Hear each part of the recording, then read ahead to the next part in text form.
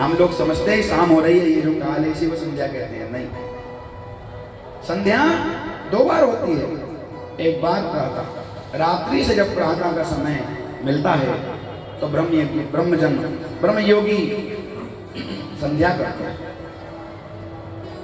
और जब दिन से रात्रि काल मिलता है माने संध्या होती है, शाम होती है, तब इसको संध्या कहते हैं। ये संध्या काल है। संध्या का मतलब क्या? संधि, जुड़ना, रात का दिन से और दिन का रात से जुड़ना, ये संध्या काल। इनमें कौन कौन से काम निषेध हैं? इनमें इस समय भोजन नहीं करना चाहिए। हमारी दादी अम्मा ये कहती थी कि भैया जा समय तो कौआ भी चोंच नहीं मारे। हाँ, भोजन नहीं करना चाहिए। पर हम लोग शाम को चाय और स्नैक्स हमको चाहिए रहते हैं। बोलो जय श्री कृष्ण। इसी टाइम खाते हैं। बहुत ध्यान दो, जीवन शैली में सुधार करना ही कथा का सार्थक होना है। आप कथा तो नित्य सुनते हैं, क्योंकि अब कथाएं केवल मंच से या व्यास जी के मुख से नहीं सुनी जा रही, अब तो YouTube और सोशल मीडिया के माध्यम से भी सुनी जा रही है। बोलो जय श्री कृष्ण। बहुत अच्छी बात। ज्ञान जहां से मिले अर्जित करो, पर उस ज्ञान के अर्जित करते करते भटक मत जाना। कथा सुनो तो कथा ही सुनो, टोने टोट के मत सुनना, क्योंकि टोने टोट के सुनोगे तो भगवान की कथा से विमुख हो जाओगे। जो टोने टोट के बता रहे हैं वे कथा का विरोध कर रहे हैं। बहुत ध्यान से सुनो। कथा हम क्यों सुनते हैं? कामनाओं से विमुक्त हो जाएं, कामनाओं से हमारी दूरी हो, इसलिए हम कथा सुनने आए हैं।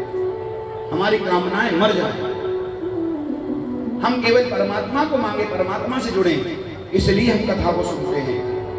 कथा व्यथा को मिटाती है। पर हम लोग क्या करते हैं?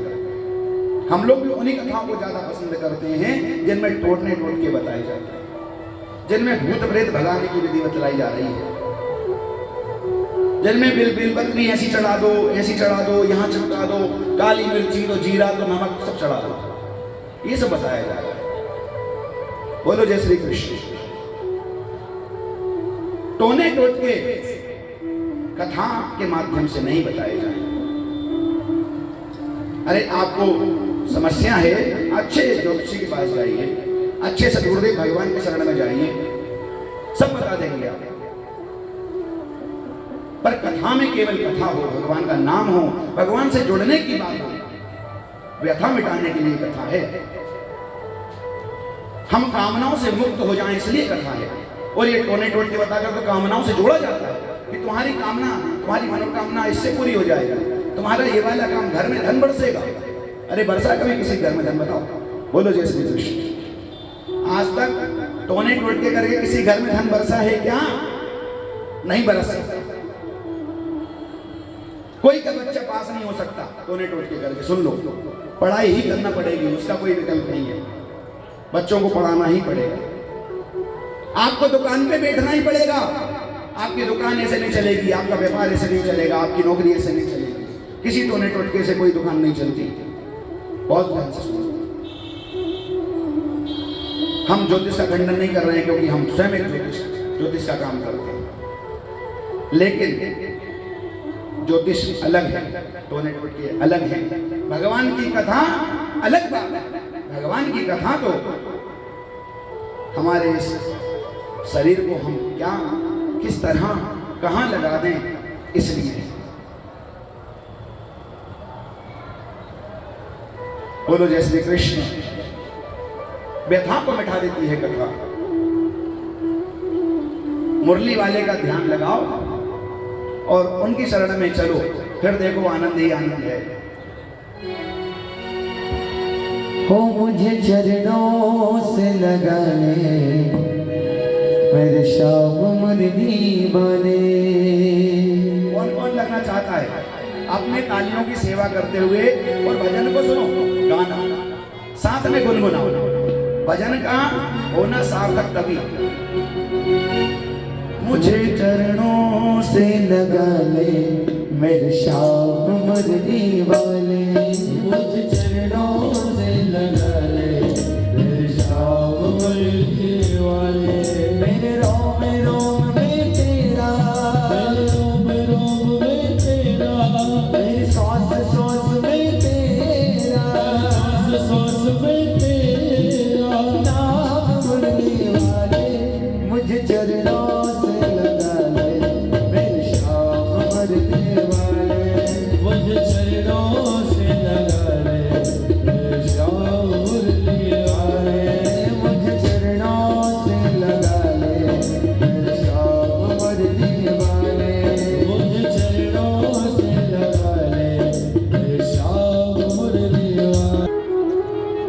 भोजन नहीं करना चाहिए, शयन नहीं करना चाहिए, मैथुन नहीं करना चाहिए और अध्ययन नहीं करना चाहिए।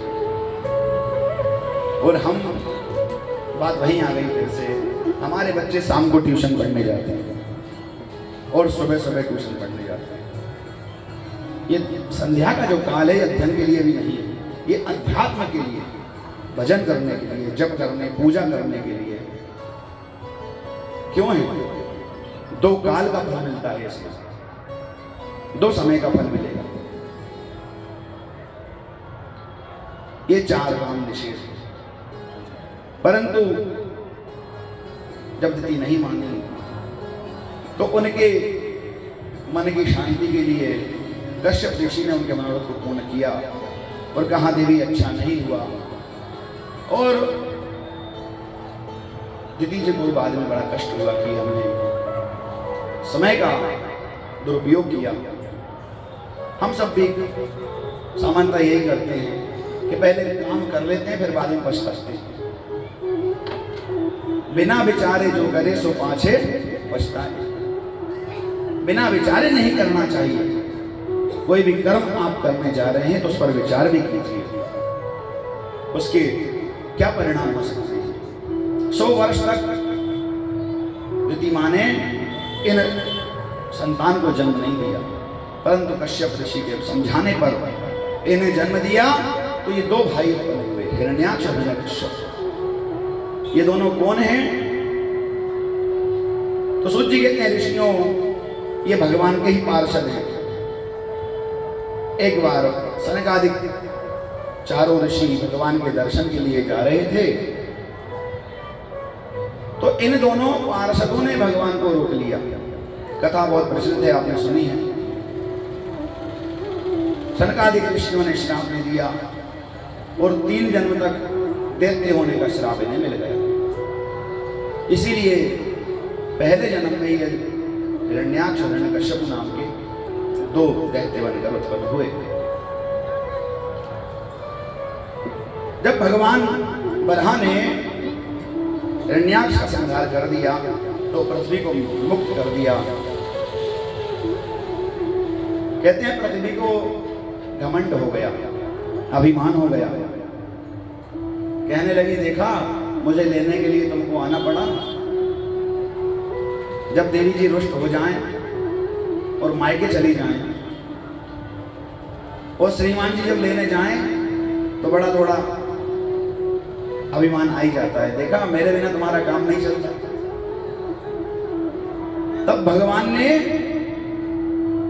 वृंदावन का दर्शन करा दिया। बोलो जय श्री कृष्ण। कहा कि देखो देवी हमें तुम्हारी आवश्यकता नहीं, हमें तो सृष्टि की रचना के लिए तुम चाहिए हो, वरना हमारी जो रचना है, हमारा जो धाम है वह तो वृंदावन है। देखो ये 2 नगर जो हैं, 2 नगरी जो हैं, एक वृंदावन भगवान का धाम और एक काशी, ये दोनों पृथ्वी पर नहीं है। बहुत ध्यान देना। जो काशी नगरी है, काशीपुरी है, ये भगवान शिव के त्रिशूल पर बसी है। प्रलय हो जाता है काशी का कुछ नहीं बिगड़ता, और प्रलय हो जाता है तो वृंदावन का भी कुछ नहीं बिगड़ता। ये जैसे हैं वैसे ही रहते हैं। बोलो जय श्री कृष्ण। मनु सद्रूपा ने जब पृथ्वी पर सृष्टि का निर्माण आरंभ किया तो सर्वप्रथम मैथुनी सृष्टि अब उत्पन्न हुई। इसके पूर्व में जो भी सृष्टि थी वह मानसी थी। मानसी सृष्टि मतलब मन से उत्पन्न की हुई, संकल्प से उत्पन्न की हुई। और जो मैथुनी सृष्टि है वह पति और पत्नी 2 योग से जो संतान उत्पन्न होती है, जो सृष्टि बनती है। देखो बीज भूमि में पड़ता है तो वृक्ष होता है, ये भी संयोग है। बिना 2 के सृष्टि निर्माण नहीं होती। बोलो जय श्री कृष्ण। मनु सद्रूपा ने 5 संतानों को जन्म दिया। 3 पुत्रियां हैं, 2 पुत्र हैं। ये 3 पुत्रियां कौन है? आकुति, देवहूति और प्रसूति। और 2 पुत्र कौन है? प्रियव्रत और उत्तानपाद। देखो एक बात बोले, नाम याद रखना, कल पूछेंगे हम। बोलो जय श्री कृष्ण। माना सुद्रूपा के 5 संतान हुई, देवहूति, आकुति और प्रसूति, और 2 पुत्र हुए, प्रियव्रत और उत्तानपाद।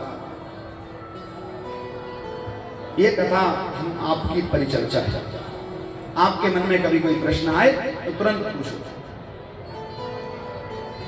व्यास पीठ से प्रयासरत उस प्रश्न का उत्तर, समुचित उत्तर दिया जाए। कर्दम मुनि से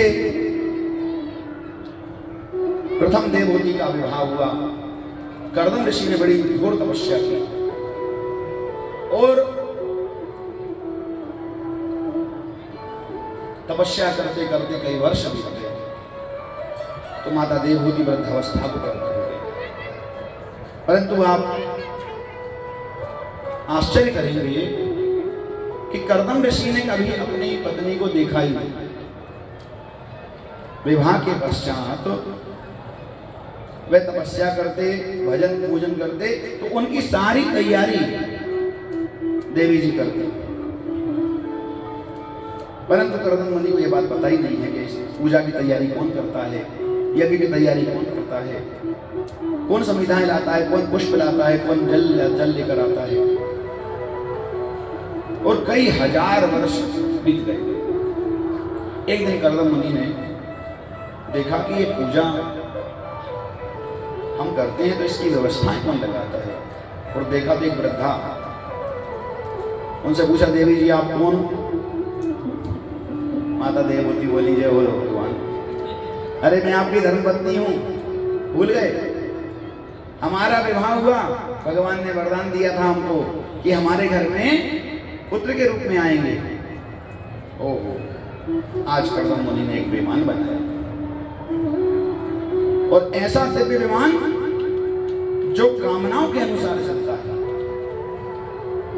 जो कामना आप करें वह पूर्ण होगी उसी विमान में। दिव्य भवन उस विमान में बन गया, सरोवर, बाग, बगीचे सब उस विमान में है। और देवहूति कर्दम ने उस विमान में रमण किया। बोली जय श्री कृष्ण। ऐसा करते हुए 9 पुत्रियों को जन्म दिया। अब कर्दम मुनि बोले, देवी हमने आपकी कामना को पूर्ण किया है। तब देवी देवहूति बोली कि नहीं, भगवान ने हमें वरदान दिया था कि हमारे पुत्र के रूप में जन्म लेंगे। अब आप अभी नहीं जा सकते। और दूसरी बात, जो 9 कन्याएं हैं इनका विवाह कैसे होगा? भाई एक पिता की सबसे बड़ी कर्तव्य निष्ठा क्या है? क्या कर्तव्य है कि जो संतान है, विशेषकर पुत्री कन्या है, तो उसका विवाह करना एक पिता की सबसे बड़ा कर्तव्य निष्ठा है। कैसे भी यत्न करें, यजन करें, प्रयास करके कन्या का विवाह कर देना चाहिए। आज हम बड़े विशाख वातावरण में बैठे हैं, बच्चे इतने मनमाने हो गए हैं कि क्या कहें। कुछ तो अपने मन के अनुसार विवाह करना चाहते हैं, कुछ वर्ण संकरण नहीं समझ रहे। देखिए ये सब विचार करने योग्य चर्चा है। और कुछ अभी हमारे ही संबंध में कोई ऐसे लोग हैं जिनका बेटा ये कहता मैं विवाह करूंगा ही नहीं, और अब बेटी कहने लगी, उस बेटे के देखते देखते, बेटी छोटी थी, वह भी बोल रही मैं भी विवाह नहीं करूंगी। अब जो पिता है, माता नहीं रही उनकी, आज वो पिता कितना चिंतित है कि इतना बड़ा किया, पाला पोसा सब, अब परिवार में आगे वंश, आगे वृद्धि कैसे हो और वे सुखी कैसे हो। एक पिता को यत्न करके अपनी संतान का विवाह समय पर कर देना चाहिए। बोलो जय श्री कृष्ण। आप बोलते नहीं हो जय श्री कृष्ण, ऐसे मन में बोलने से कुछ नहीं होगा। और समझो संयोग और समय ऐसा है, वरना पूरे पांडाल से आवाज आएगी जय श्री कृष्ण की। तो भैया आ नहीं रही। बोले सच्चिदानंद भगवान की जय हो।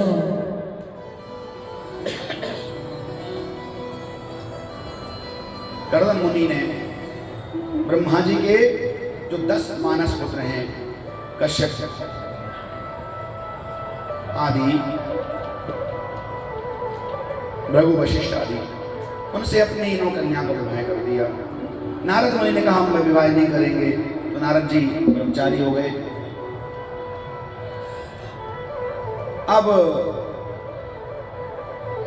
तो देवहूति से कहा कि देवी अब हमने आपकी कन्या को विवाह भी कर दिया।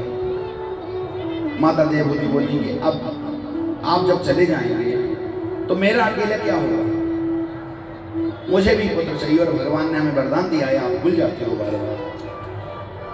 तब पुनः पयोव्रत धारण करके और माता देवहूति गर्भ से भगवान कपिल देव ने जन्म लिया। बोलिए कपिल देव भगवान की जय हो।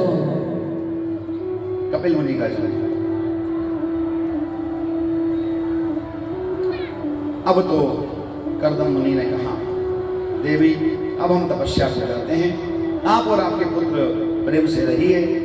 माता देवहूति बड़े प्रेम से अपने पुत्र का पालन लालन पोषण करती हैं। धीरे धीरे कपिल भगवान बड़े हो रहे हैं, अनेक लीलाओं को करते हैं। एक दिन माता और पुत्र एकांत में बैठे थे, भगवान का भजन चल रहा था। माता देवहूति ने प्रश्न किया कि पुत्र, मैं जानती हूं कि तुम साक्षात नारायण हो और मेरे मन में कुछ प्रश्न हैं, इनका उत्तर तुम दो।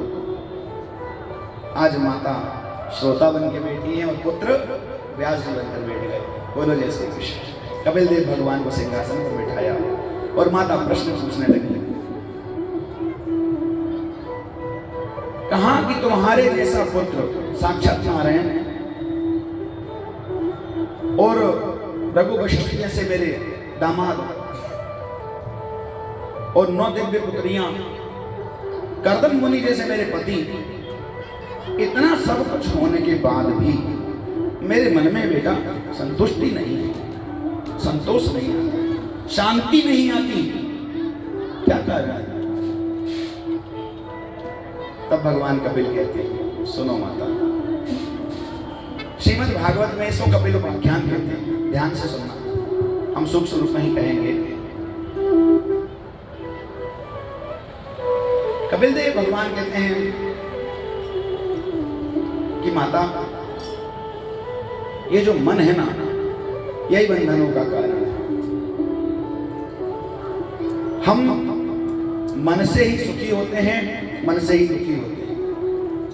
क्यों जी, एक बात बताओ, हम लोग आज जिस समय बैठे हैं ये शीत का समय है, सर्दी चल रही है, ठंड चल रही है और धूप इस समय हमको कैसी लगती है? बहुत अच्छी। ये जो शाल, कंबल, स्वेटर आदि हमने पहने हैं बड़े अच्छे लग रहे हैं और हमको हमारे तन को सुख दे रहे हैं। और यही गर्मी का काल होता तो ये आप पहनते क्या? पहन पाते? धूप में 2 मिनट भी नहीं खड़े रहते हो। अभी धूप सेकने को जाते हैं, स्नान करके जाते हैं। तो ये बताओ कि हम बदले क्या? क्या बदला? समय बदला। हमने अपने मन को समझा लिया कि धूप है, हमने अपने मन को समझा लिया कि सर्दी है, हमने अपने मन को समझा लिया कि गर्मी है और इसी के मध्य हम और आप भी यही हैं और इसी मध्य हम जिनके दर्शन कर रहे हैं ऐसे अनेक नागा साधु हैं। जब गर्मी होती है तो चारों ओर अग्नि को और लगा लेते हैं और बीच में बैठ के तपस्या। आपने देखा होगा उज्जैन के कुंभ में चारों ओर कंडे का धुना लगाया है, चारों ओर अग्नि है और बीच में बैठ के दोपहर में 12 बजे, और अभी सर्दी और नागा बाबा घूम रहे हैं सारे नागा से। क्यों? क्योंकि मन से उन्होंने सुख और दुख को त्याग दिया। हमने इस सुख और दुख को मन से पकड़ लिया। हम सोचते हैं कि सुख है तो सुख होता है। बहुत ध्यान देना और जीवन में इस बात को समझना। कभी भी हम नहीं बदलते, कभी भी शरीर नहीं, शरीर तो अवस्थाएं बदलता है केवल। हम और आप तो वही रहते हैं, अवस्थाएं बदल जाती हैं। पहले छोटे थे, बालक थे, फिर किशोर हो गए, फिर युवा हो गए, फिर थोड़े आधे वृद्ध हो गए, फिर पूरे वृद्ध हो गए। बोलो जय श्री कृष्ण। आए और चले गए, कुछ नहीं बदला। मन ने बांध रखा है सुख और दुख, मन की वृत्ति है। शांति चाहिए तो मन को समझो। मन के हारे हार है और मन के जीते जी, मन ही मिलावे राम सो, मन ही करत पछ। ये मन ही राम से मिला देता है और मन ही राम से बिछड़वा देता है। इस मन को संयम कीजिए बेटा। तुम कहते हो कि मन को संयम करो, पर मन तो बड़ा चंचल है। देखो यही बात श्रीमद् भगवत गीता में अर्जुन भी भगवान कृष्ण से पूछते हैं कि आप कहते हैं कि मन पर संयम करें, कैसे करें? अरे जब कुछ सुंदर सा दिखता है तो मन कहता है कि ये मेरा हो जाए। बोलो जय श्री कृष्ण। उसे देखने की बार बार इच्छा होती है। जब कुछ अच्छा सुनने को मिल जाए मन कहता और सुन। ये मन ही तो कह रहा है। जब अच्छा भोजन मिल जाए तो पेट भर जाएगा, इसके बाद मन नहीं भरेगा। यही कहते हैं ना, भैया पेट तो भर गया, मन नहीं भरा, इतना बढ़िया भोजन बनाया था। और हमने सुख और दुख की परिभाषा को बड़ा बदल रखा है। सुख क्या है? हम समझते हैं कि बढ़िया एयर कंडीशन कमरा हो, 8 इंच का डबल में वो डनलप का गद्दा लगा हो भैया, गर्मी हो तो एसी चल रहा हो और सर्दी हो तो हीटर। बोलो जय श्री कृष्ण। और हम इसी में सुख ढूंढ रहे हैं और वास्तविकता में ये सुख नहीं है। इतने के बावजूद भी नींद नहीं आ रही। कल हमारे संदीप भैया सुना रहे थे कि आप नींद कहां से लाओगे? पैसों से बिस्तर लाओगे, पर नींद कहां से लाओगे? ये तो मन से आएगा, सुख से आएगा। जब अंदर सुख होगा। हमारे जीवन की एक छोटी सी घटना। एक बार गोवर्धन परिक्रमा में एक संत से हमारी भेंट हुई और संयोग ऐसा था कि वे पैरों में जुराब और जूते पहने हुए थे, मोजे जूते पहने थे, हाथ में माला चल रही थी, परिक्रमा कर रहे थे। और हम छोटे थे, आज से ये 15 साल पुरानी बात है। छोटे तो नहीं होंगे, मतलब थोड़े बड़े तो हो गए होंगे। बोलो जय श्री कृष्ण। और अब तो बूढ़े ही होने वाले हैं। तो परिक्रमा मार्ग में संत से हमने पूछा कि महाराज जी क्षमा चाहते हैं, क्या आप हिंदी जानते हैं? तो वो बोले मैं आपसे अच्छी हिंदी बोल लेता हूँ। थे तो अंग्रेज, आपसे अच्छी हिंदी बोल लेता हूँ। तो हमने कहा हमारी बड़ी श्रद्धा है, ये पावन भूमि के इस रज को हम भगवान मानते हैं। चरणों से इस चरणोदक को हम अपने माथे से लगाते हैं। हम भगवान की चरण रज को भगवान मान के, भगवत सत्ता मान के अपने मस्तक से लगाते हैं। आप जूते पहन के चल रहे हो और माला भी कर रहे हो।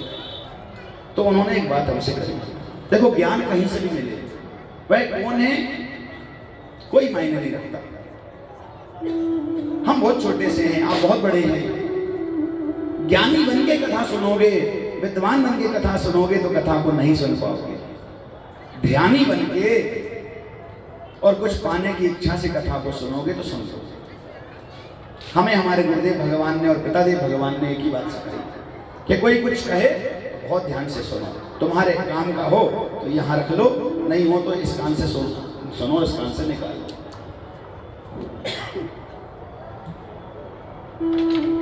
हमने उनसे विचार किया कि देव भगवान आप ये जूते पहन के परिक्रमा कर रहे हो, माला जप रहे हो। हमसे बोले कि पंडित जी एक बात बताओ,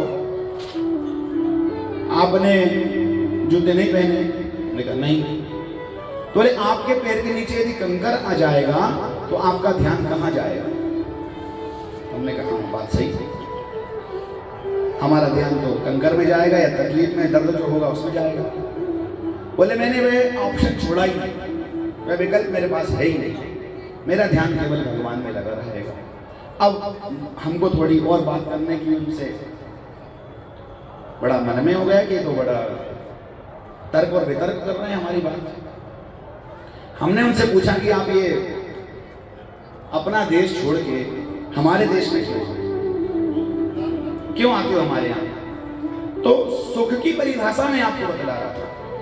उन्होंने कहा कि हम सुख के लिए यहाँ आते हैं। बहुत बड़े इंडस्ट्रियल थे वो। उन्होंने कहा हम सुख पाने के लिए इस पावन भूमि पर आते हैं, जो भारत की भूमि है, यही सुख मिलता है। कैसे? कहा हमारे यहाँ दिन और रात काम चलता है, 24 घंटे हमारे यहाँ उत्पादन होता है, व्यापार होता है, धन आता है और जितना मर्जी हम लोग कमा लेते हैं।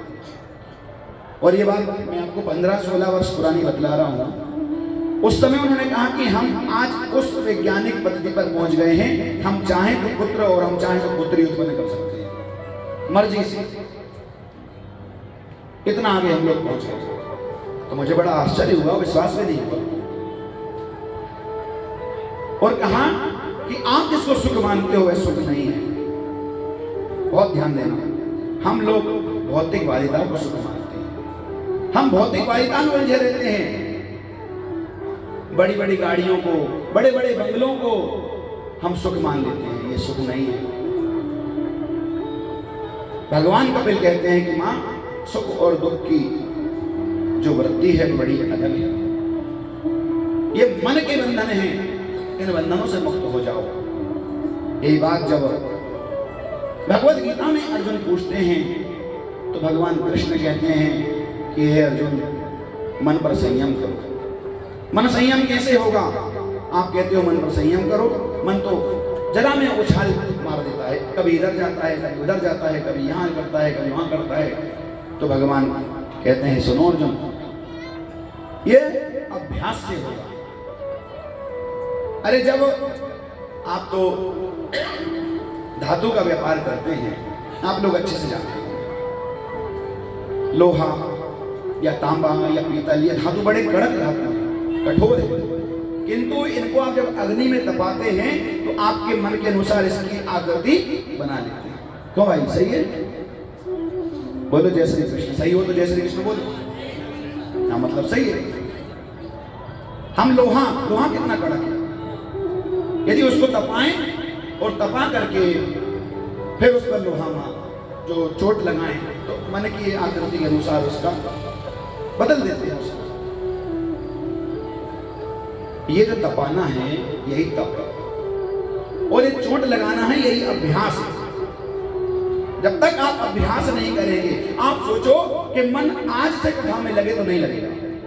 आप ये सोचो कि मन आज से भगवान की पूजा में लगेगा तो नहीं लगेगा, मन नहीं लगेगा। मन को तो लगाना पड़ेगा। आप प्रयास करेंगे, आप अभ्यास करेंगे तो भगवान की कथा में आप प्रवेश कर लेंगे। भगवान कपिल कहते हैं कि मां, भगवान ने सृष्टि का निर्माण किया, कैसी सृष्टि बनाई। देखो, ये तो प्रेम की कथा है। आप इस सृष्टि को जब देखते हो तो क्या क्या देखता है? सुंदर सुंदर वृक्ष, सुंदर सुंदर लताएं और उन पर फूल, पुष्प। उन पुष्पों में कैसे सुंदर सुंदर रंग किसने भर दिए? देखा है आपने? सुंदर पक्षी, आहा, इतने उनके दिव्य पंख, इतनी सुंदर चोंच, कितना बढ़िया लगती है। किसने बनाया? कौन इनमें रंग भर देता है? कौन इनकी कलाकृति में देता है? नाम है तेरा पालनहारा, जो इनमें रंग भरता है उसका दर्शन करने की मन में अभिलाषा रखो कि नाम है तेरा पालनहारा, कब तेरा दर्शन होगा, जिनकी प्रतिमा इतनी सुंदर वो कितना सुंदर होगा। नाम है तेरा पालनहारा, कब तेरा दर्शन होगा, जिनकी रचना इतनी सुंदर वो कितना सुंदर होगा, जिनकी रचना इतनी सुंदर वो कितना सुंदर होगा।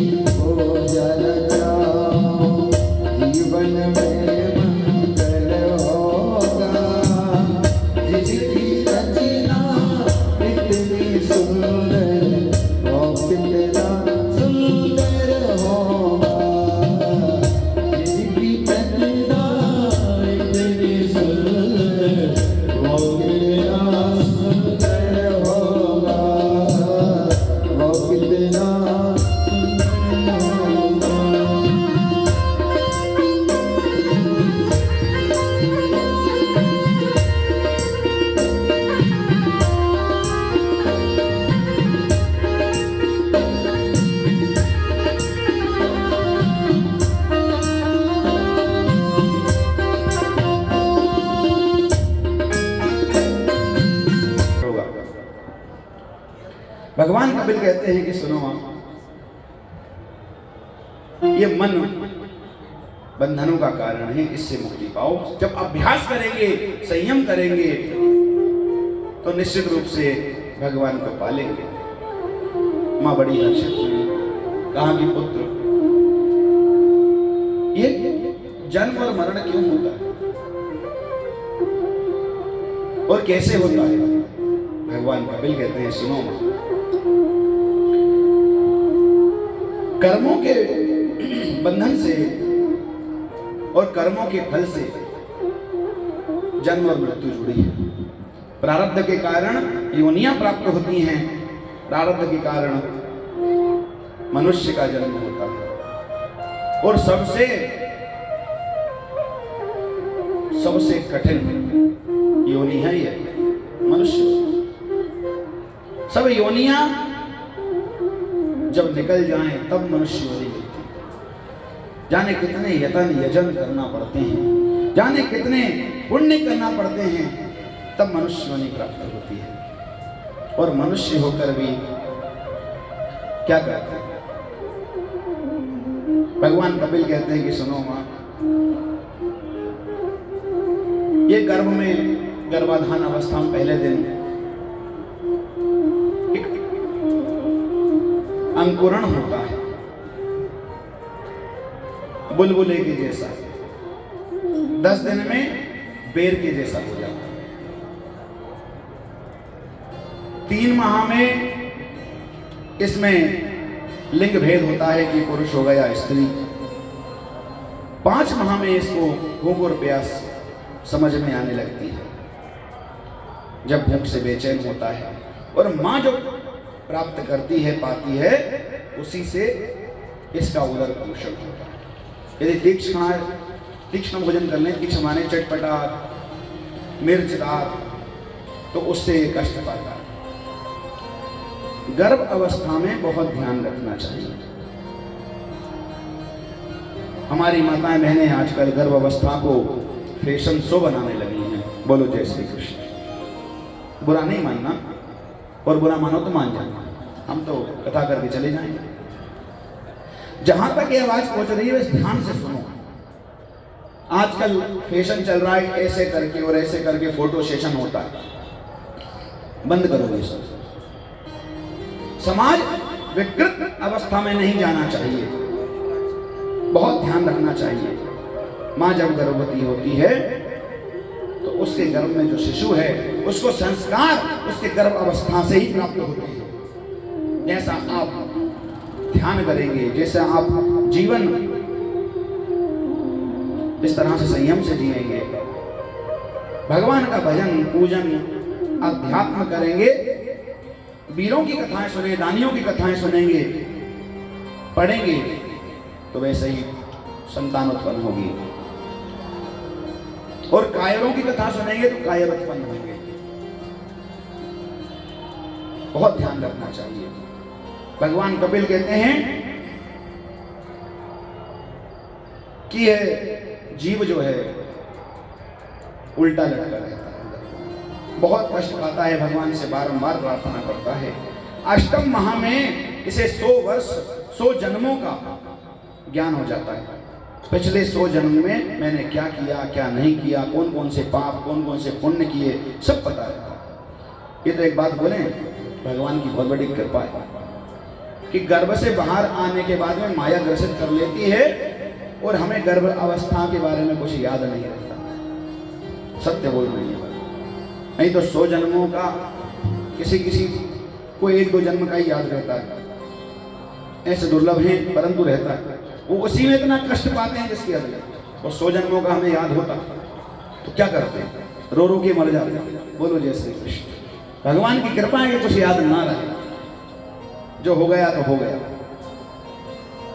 हमारे गुरुदेव भगवान कहते हैं, भैया पीछे मुड़ के मत चलो, पीछे देखोगे और आगे चलोगे तो ठोकर खा के गिर जाओगे।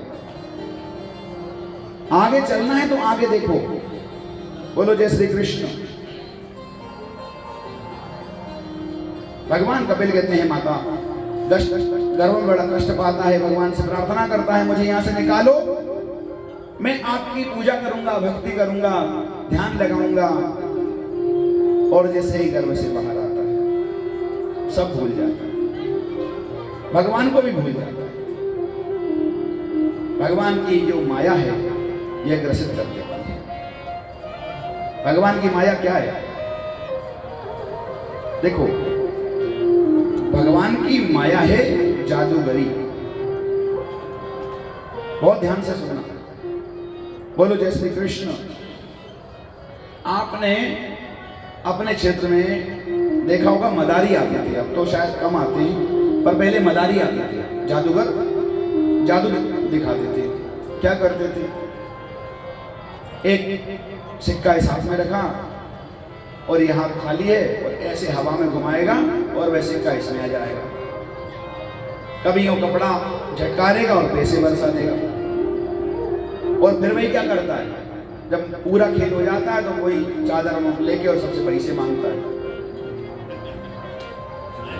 वह जादूगर यदि पैसे बनाना जानता तो अपने कपड़े से नहीं झटका लिया। पर ये क्या है?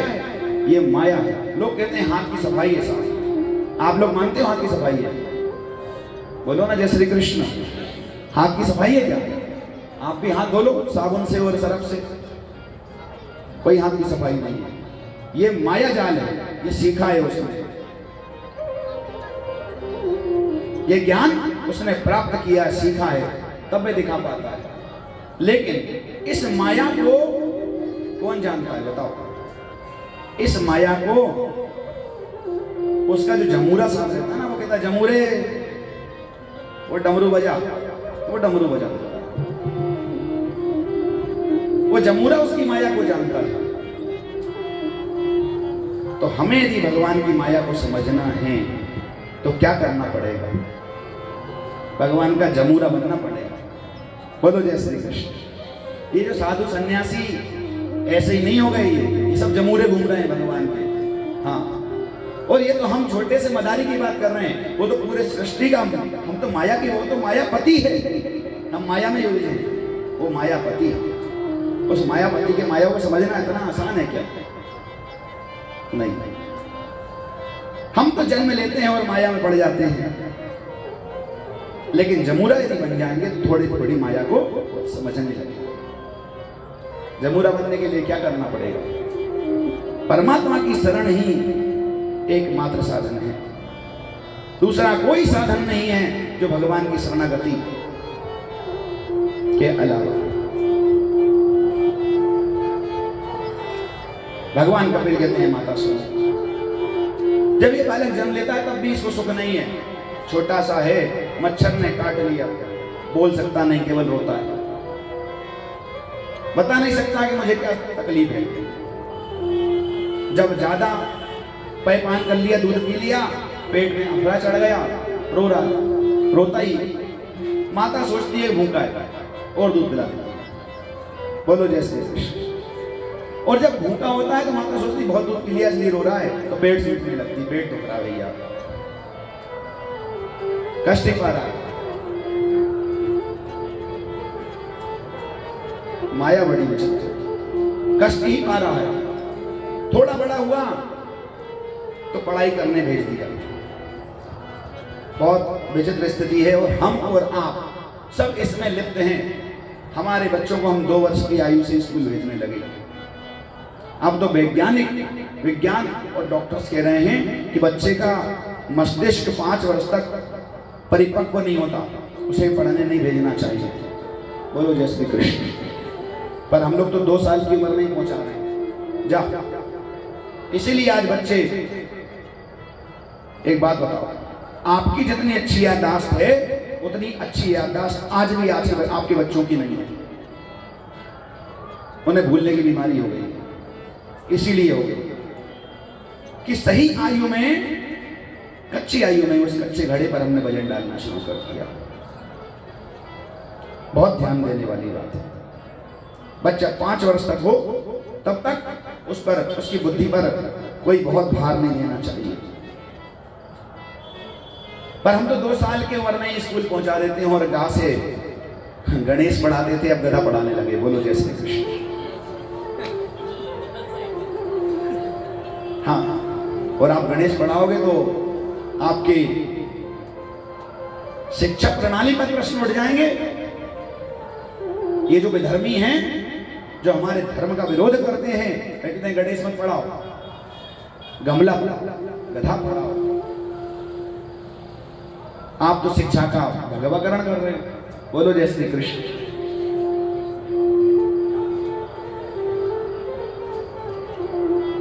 थोड़ा बड़ा होता है तो उसको और वजन दे देते हैं। अब की बार नौकरी, व्यापार, कमाने में लग जाता है। क्या कहकर आया था घरों में कि भजन करूंगा, यजन करूंगा, जब करूंगा तब करूंगा, निकालो। अब तो परमात्मा याद ही नहीं है, केवल पैसे कमाने की विद्या सीख ली और पैसा कमाना शुरू कर दिया। और आज के बच्चे तो नौकरी की तरफ मर रहे हैं। बुरा मत मानना, नौकरी क्यों? सबसे अधम काम माना गया नौकरी, लेकिन उसकी तरफ ही जा रहे हैं। नौकरी चाहिए, नौकरी चाहिए। नौकरों का हाथ का बना हुआ भोजन कर रहे हैं ना घर में, इसीलिए नौकरी घुसी है दिमाग में। अच्छे मन से माँ ने भोजन कराएगी, शुद्ध भोजन पाएगा, तो जो पितृ कर्म है, पितृक धर्म है, वही चलेगा। व्यापार है तो व्यापार करेगा और अपने व्यापार को बढ़ाएगा बच्चा। और यदि किसी व्यापारी का बच्चा नौकरी करने लगे, समझना कि इस घर में नौकर खाना बनाते हैं, भोजन नौकर पका रहे हैं। हाँ, बोलो जय श्री कृष्ण। बात कड़वी तो लगेगी, पीते जाओ। जिन घरों में बच्चों ने व्यापार को आगे बढ़ाया है, उन घरों में माताओं ने भोजन बड़े अच्छे से भगवान का नाम लेके पकाया है।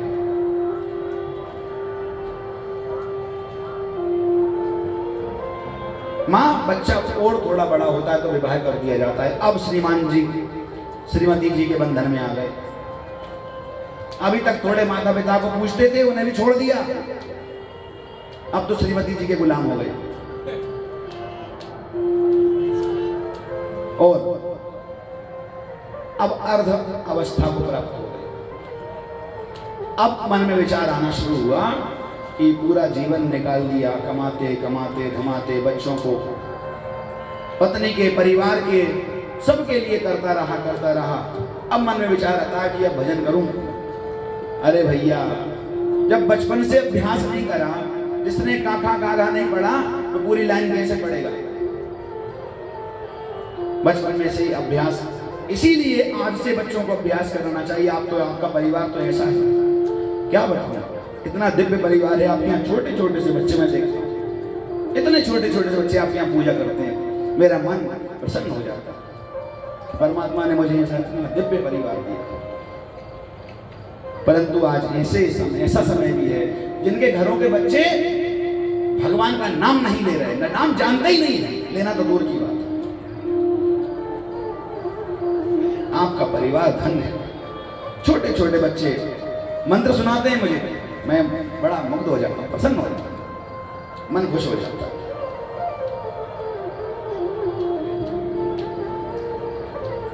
जब बचपन से अभ्यास नहीं करा, युवा अवस्था में अभ्यास नहीं करा, अब वृद्ध अवस्था में क्या बनेगा? शरीर शिथिल होने लगा। राम नहीं कहते बनेगा, क्योंकि बचपन से राम कहा ही नहीं।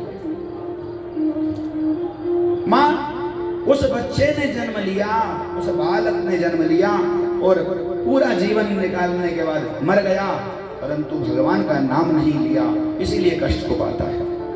और यही दुख है। कोई सोचे कि वृद्धावस्था में आकर के हम पूजा पाठ भजन करेंगे, कथा सुनेंगे, तो मुश्किल पड़ेगी। एक आसन पे बैठना बचपन से सिखाया जाता है। अभ्यास करते रहोगे तो आसन पे बैठे रहोगे, और जब आसन पे बैठे रहोगे तो एक दिन आएगा परमात्मा सिंहासन भी दे देगा आपको। बोलो जय श्री कृष्ण। कपिल भगवान ने बहुत सुंदर सृष्टि का वर्णन किया, खगोल भूगोल विज्ञान का वर्णन किया, बहुत दिव्य वचन माँ को दिए। और आज माँ देवहूति सुनते सुनते सुनते सुनते सरिता बन गई, और सरिता एक नदी के रूप में प्रवाहित होकर के और अपने सागर में मिल गई। कपिल देव भगवान की जय।